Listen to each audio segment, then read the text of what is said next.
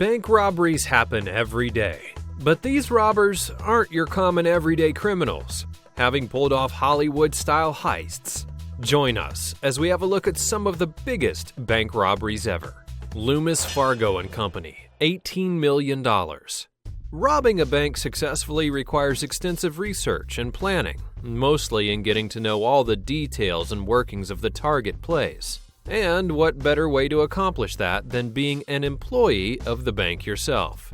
It was March of 1997 when Philip Noel Johnson coordinated what was then the largest cash robbery in United States history by robbing $18 million from the Florida branch of the Loomis Fargo Bank in the armored vehicle that he was driving. After overpowering his co-workers and leaving them handcuffed in different locations, he drove away with the cash to North Carolina and stashed it inside of a storage shed. It wouldn't be until about 5 months later that Johnson was caught while trying to cross the border to Mexico. U.S. Customs agents found him to be suspicious, and upon further questioning and investigation, found out who he really was. Multiple passports were found in his bag, and he happened to be traveling on one of his aliases. At the same time, unrelated to his capture, investigators were already following his trail that eventually led them to the storage shed in which he stored all of his stolen money. Johnson would be convicted and sentenced to 25 years in prison. However, that wasn't the end of the problems for Loomis Fargo Bank that year. In October, just 7 months after the previously mentioned robbery, their branch in Charlotte, North Carolina became another successful target by a group of bank robbers. The masterminds behind the heist this time also happened to be Loomis Fargo employees, among them Vault Supervisor David Scott Gant and his girlfriend Kelly Campbell. But after extensive FBI investigations, they were discovered in Mexico and caught with the help of the local police. Most of the money was recovered. Bangko Sentral de Brazil, $70 million. This robbery goes down as not only one of the most successful heists in history, but arguably one of the most creative and well thought out. In 2005, a group of robbers started their heist by renting a commercial property in the middle of the city. Then, posing as a landscaping company, they dug a tunnel from the said property all the way to Bangko Sentral. The 260-foot tunnel was finished in about 3 months, equipped with wood panel walls, powered lighting, and air conditioning so that they could rob the place in comfort. These mole men then managed to seize 3.5 tons of Brazilian real notes worth over $165 million in their currency, or $70 million in America.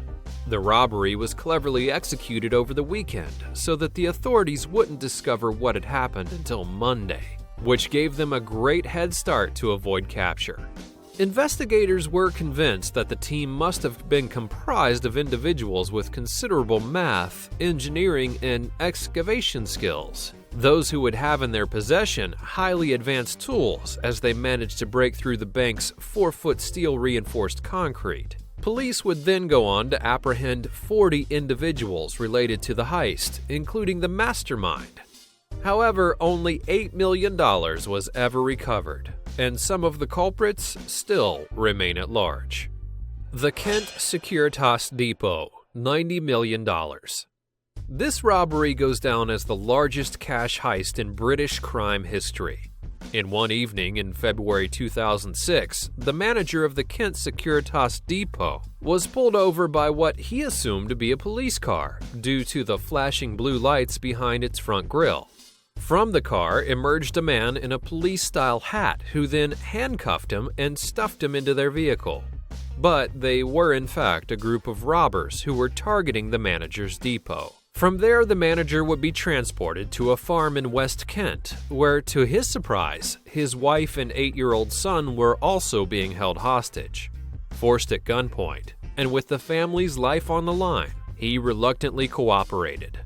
With the manager's help, the armed men broke into the Kent Securitas Depot, tied up 14 staff members, and ran away with more than 53 million euros in banknotes, equivalent to about $90 million American. They pulled off the whole operation in less than 9 hours. The Securitas company had to reimburse the owners of the stolen money, and they publicly offered a reward of $2 million for information leading to the criminal's arrest. It wouldn't be until 2010, 4 years after the incident, that the members of the gang were caught and put on trial. However, the key player in the event still remains at large, along with a large sum of the stolen money, and he's presumed to be enjoying his days somewhere in the West Indies. The Knightsbridge security deposit, $200 million. Valerio Vici arrived in London in 1986. By then, the Italian criminal had already had a reputation in his native country, wanted for 50 armed robberies, and well known for living a lavish playboy lifestyle. For a long time, he had had his eyes on the Knightsbridge security deposit in Westminster, London, a safe deposit center known to have famous patrons and clients, and therefore valuable contents worth targeting. With the help of an inside man and handguns, Vici and his men forced the staff and security guards into submission. They then hung a sign on the door outside explaining that the center was temporarily closed. After that, they proceeded to break as many safe deposit boxes as they could before fleeing the scene with an estimated value of $98 million in cash, jewelry, and more. Adjusted for inflation, it would make that around $200 million today. However, police would manage to trace a bloody fingerprint at the scene back to Vici, and within a few months, many of the perpetrators were arrested in a series of raids. Vici, who had already fled to Latin America, foolishly came back to England in order to ship his Ferrari Testarossa. Scotland Yard didn't let this opportunity slip by though, as they quickly caught him, blocking the road, smashing in his windshield, and dragging him out of the car in the process. He would be convicted and sentenced to 22 years, having served his first few years in Parkhurst Prison on the Isle of Wight before being deported to Italy to serve the rest of his remaining sentence. Later in the year 2000, Vici would meet his demise in a shootout during a day release from prison. British Bank of the Middle East, $210 million. Not owing much to any tactical plans whatsoever, this robbery is an example of where pure brute strength was applied. In January of 1976, the civil war in Lebanon had been going on for about 8 months. Although the war was wrecking the country economically, a group of people turned the chaos into their advantage. The group was associated with Yasser Arafat's Palestinian Liberation Organization and broke into the British Bank of the Middle East located in Beirut. But how did they do it? They literally blasted through the bank's wall through a Catholic church next door. They hired Corsican locksmiths to bust open the vault and gain access to the safety deposit boxes. But what made this heist even more unbelievable is that the operation actually went on unnoticed for an entire week, largely due to the war going on outside of its doors. With all the time in the world, the group pilfered up to $50 million worth of gold bars, Lebanese cash, stocks, and jewels. Today, that treasure's value has tripled to a staggering $210 million. Some allege that the mastermind was Ali Hassan Salami, the very man who 4 years earlier plotted the attack on Israeli athletes in the 1972 Munich Olympics. He would later be assassinated by Israeli Mossad agents with a car bomb in 1979. The Central Bank of Iraq, $920 million. It's funny how the biggest bank robbery in history also happened to be the easiest one. No weapons, no masks, no hostages, and really no deliberate planning. Instead, the only weapon used was a note signed by the then Iraqi president Saddam Hussein. In March of 2003, on the eve of the United States military invasion of the country, Saddam Hussein had his own son carry out the largest, most peaceful bank robbery in history. With the help of another unidentified man who oversaw the cash, they removed close to $1 billion from the Central Bank of Iraq in Baghdad. The whole operation took about 5 hours, and the boxes of money were hauled off away in trailers.